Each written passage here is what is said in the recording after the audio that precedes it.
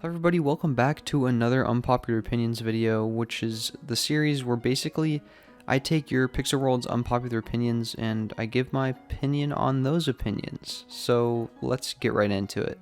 Alright, number 1, F Material says, fishing will rise when mining comes. I actually think this is the opposite. I think fishing will drop just because it's going to be less valuable with more ways to get gems like coming. So, like, with more ways to get gems, everything else becomes less valuable because it's in lower demand. So, for example, there's 3 ways to get gems right now, like 3 main ways. It's farming, PvE, like Netherworld, and fishing. So when mining comes out, there will be 4 different ways. So there will be like that many less people that want to do fishing because they just want to do mining, right? Because it's going to split the amount of people. So genuinely, I think fishing is going to drop, which is a good thing overall because fishing is an extremely expensive, gem opportunity, I think, in the game. Just because of all the gear you need and the rod and the lures you need to profit. It's a really good profit, obviously, but it does take a lot of world locks in the first place. Okay, PW Matchup says, friends of mods and staff get special treatment. Now, I don't think this is necessarily true. We did kind of touch on this one in the last thing. It was like YouTubers get like some sort of special pass. This is kind of similar. I don't think this is always necessarily true. I think there is a couple cases of it, and I don't want to call anyone out, but I think there is a couple cases of specific people getting, special treatment because they are kind of friends with the development team or the moderators of the game and stuff. But this is just kind of going to happen in general. I mean, you can't really be perfect, but yeah, I guess this is kind of true. Okay, we have quite a hot topic. Marcosius says pay-to-play should be illegal, and Jacob says pay-to-play sucks and is destroying the Pixel World's community. Now, I've always been on the side of pay-to-play that's like, I don't really think it's right. I mean, I feel like it just shouldn't be a legitimate way to profit in the game. You can think of more creative ways to profit, or just straight up, fishing, farming, PvE, easy profiting ways, buy low, sell high, secret base, stuff like that. You can profit that way, building worlds and then selling them for a turnout profit. I don't think that hosting like a world to give stuff away, like recently I've done giveaways, but I don't make people pay because that just doesn't seem right. It's not really cool to make people pay. I've always really hated pay to play, but the thing is, I don't really think it should be illegal. I just think it's a really stupid way to try to profit. He says it's destroying the Pixel World's community. I think the concept of pay to play is tearing everybody apart. Like it's kind of a war between 2 sets of people: the people who want pay to play to be in the game and people who want pay to play to not be in the game or be illegal. But yeah, like I said, I just don't really like pay to play. But they have made the decision straight up. It's going to be in the game. But we're going to get onto this later. It kind of encourages casinos in a sense. Like, casinos are still legal, but then there's this entire concept that, okay, because pay to play is legal, casinos are legal, right? Because you can pay to play in a casino. Not exactly. Because there's this entire concept of pay to play where, you got... you can pay, but it has to be a skill-based thing. Like, I don't even know if it's so vague that I don't even know if true or false can be considered a luck-based thing, because it's skill, but it's knowledge based by someone else's, questions. So if they're crappy questions or if they're inaccurate questions, would that be considered a scam? Would that be considered illegal? I'm not sure if true or false. I don't even know if color games really are considered, because it's more like, if you're richer, of course you're going to have more items in the color games in the first place, so who really even knows what's illegal and what's not illegal? And that was kind of the spark of why they needed more moderators in the first place. I could make an entire video about why we need more moderators. We only have like 8 or 9 in-game moderators, which might sound like a lot, but it's really just not enough, considering that there could easily be more moderators. But yeah, the entire spark of pay to play being legal in the game was why more moderators were put into the game, because, you know, how are we supposed to know what's legal, what games are legal to do pay to play in, and what's not? And that's why I've just always strayed away from pay to play, because it seems like, well, if you're gonna give something away, just give it away. Don't make someone pay for it. And I kind of almost touched on this in a sense in my giveaway video. Not really, but you kind of see what I'm getting at. Just give something away to give it away, and then profit in more legitimate ways. This is just kind of my opinion on this. Okay, another super controversial topic. So Linton says Growtopia copied Pixel Worlds. That's a hot take. And Nitro says Pixel Worlds is a copy of Growtopia. Now, this has been a discussion, obviously, since the dawn of Pixel Worlds.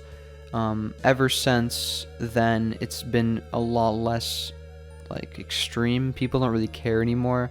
Pixel Worlds branched off in a largely different direction, I feel like, at least than Growtopia, because PvE is, like, a big part of Pixel Worlds now. And there really isn't much, like, PvP, PvE, that kind of stuff in Growtopia. It's more of just that sandbox aspect and nothing really less than that. So I feel like at this point it's not really a carbon copy, you know. I clipped Jake saying this. I'm not going to put it in the video, I don't really care, but it was more of Jake talking about how, you know, they were inspired by, like, World of Warcraft, Terraria, Minecraft, and Growtopia, and he said they weren't really heavily relied on Growtopia, and I disagree. I think, of course, huge inspiration, probably at least 90% of the game's mechanics when the game was first released were based on Growtopia, if not 95%. Now it's more like 50-50, you know. The graphics are so different, and people have said this before, talked a little bit about this on the Pixel Worlds Discord actually, but, you know, the graphics are a lot more similar to Terraria, if anything, than Growtopia. And yeah, honestly, I don't think it's really a copy. You couldn't really say it's a copy anymore. If you did play Growtopia first for a lot of years and then switch to Pixel Worlds, it can seem that way. Obviously, it's in the same genre. It's that massively multiplayer sandbox game. You know, it's more of a multiplayer Terraria in that kind of sense. So I don't really think it's a carbon copy. I think out of the gate they could have done at least a few more things to make it different. Like, out of the gate, world generation's different. Out of the gate, the menu's a little bit different, because even the menu seems a little bit similar, the world creation menu, the world, like, visiting menu. But they do have so much more that makes it a completely different game. It's so different now.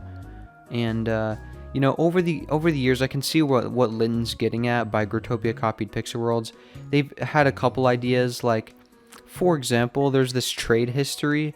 You can see trade history. I think it's this vending machine item in Growtopia. You can see trade history, and then a month later, Pixel Worlds released the trade history feature, and then a month ago, you know, Growtopia released the Add TV feature, which is a feature that Pixel Worlds has had for months. I'm not sure exactly when they implemented it, but yeah, they've had it for months. So they've kind of picked ideas off of each other, you know. In the first year, I believe, even of Pixel Worlds being released, Growtopia, you know, snagged that contact lens idea. But at the end of the day, it's all more about, you know, inspiration, what makes the game better, you know. Maybe it gave them the inspiration to make their kind of idea of it. I really hope that mining isn't implemented in the same way that the Cave Blast is in Growtopia. I really hope not. I'm guessing they're gonna kind of implement it in the same way they did its Secret Base and Netherworld with this, like, warping feature. But who knows, honestly. I'm really excited for mining, but that's a completely different topic. Yeah, I just don't think that I don't think either of these are entirely right. Okay, Potato Warrior says they need a different way to earn Bikecoins. I don't think Quest, Pixel Worlds Exchange Machine, and the Wishing Well are, and then it cuts off because of Instagram. I assume he just means, you know, they need more ways to earn Bikecoins. Yeah, I kind of agree. I mean, the main way to earn Bikecoins is the Pixel Worlds exchange machine. For sure. I think quests are nice, and achievements too also give you Bikecoins. Actually, no, yeah. Quests and Pixel Worlds exchange machine are the main ways. The wishing well and daily bonus, those are kind of extras. Same with achievements, extras. I think there could be a main way. I think it would be interesting that instead of just gems, you could actually earn Bikecoins from this mining feature too. Like, for example, when you end the mining trip, you can translate either your like crystals or whatever, however they're going to do it, into either, like, for example, you get 10 crystals, you can transfer it into 1,000 gems or 50 Bikecoins or something like that. I think that would be an interesting system to kind of change that. I'm sure they could easily implement other ways too, like you can change your fish into Bikecoins as well as gems for the fishmonger, so you can kind of like have a setting there, stuff like that. I think they could easily implement it, because Bikecoins, ever since when they were first added, I feel like they were a bit of a joke, but now they're like a huge portion of the game. You got world locks for the really expensive items, and then Bikecoins for everything else, which just makes the entire game so much smoother to play.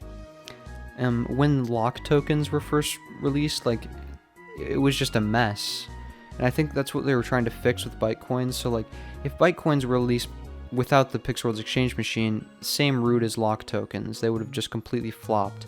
But the fact that they released the Pixel Worlds exchange machine with it changed the game completely, because it was essentially a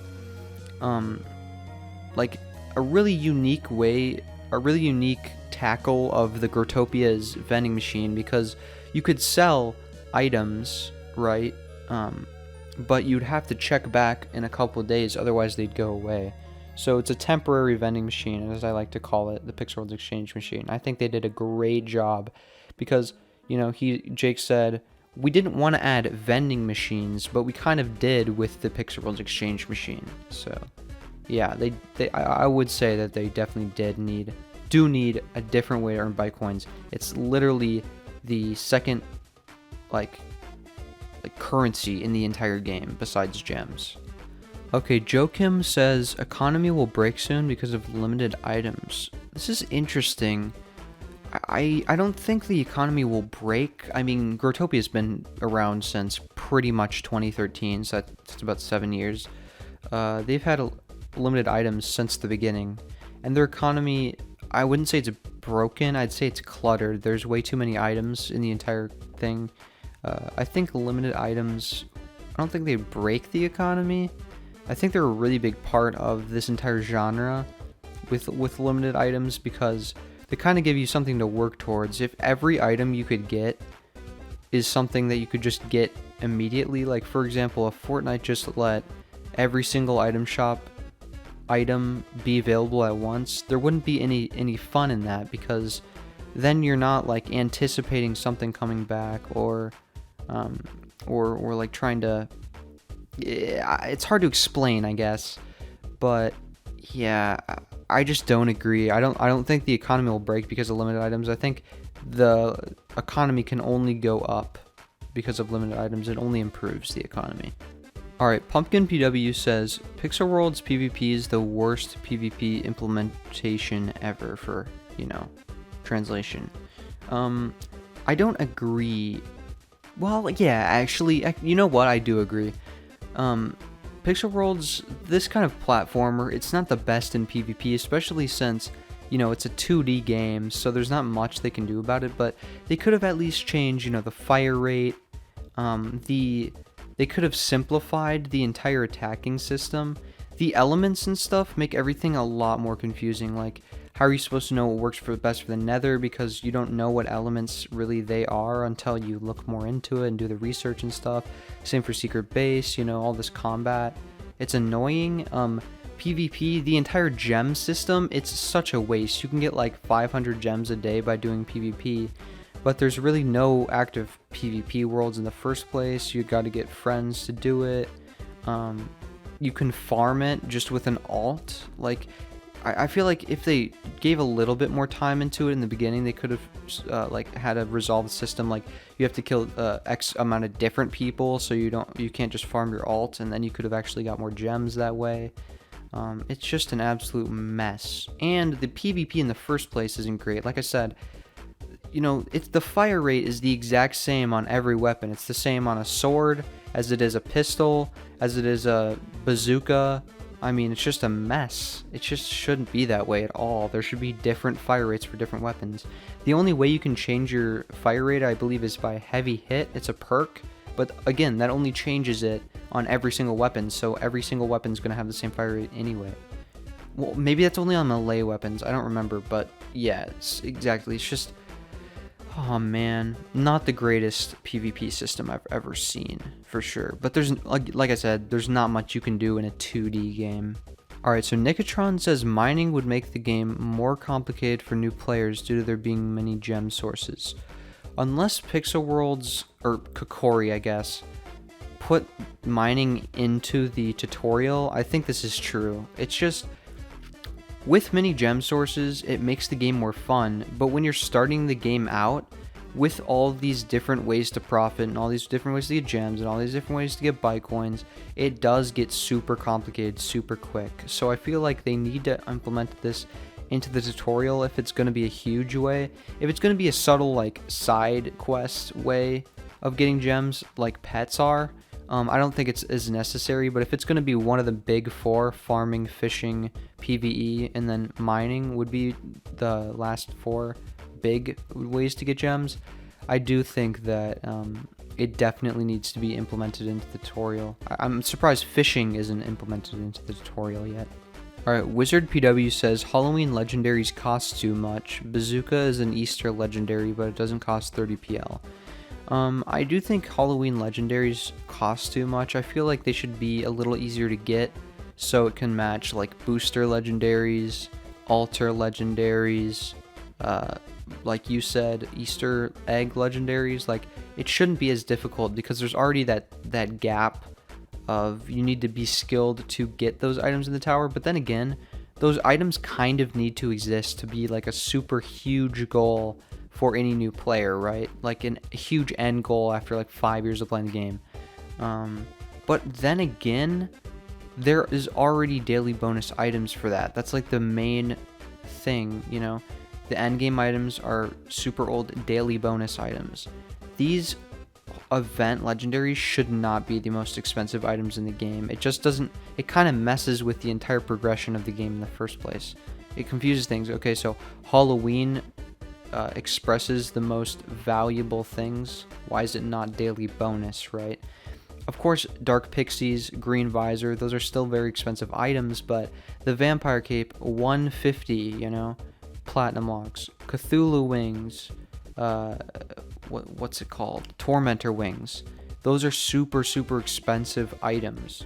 And, they topple all the other daily bonus prices besides Dark Pixie Wings.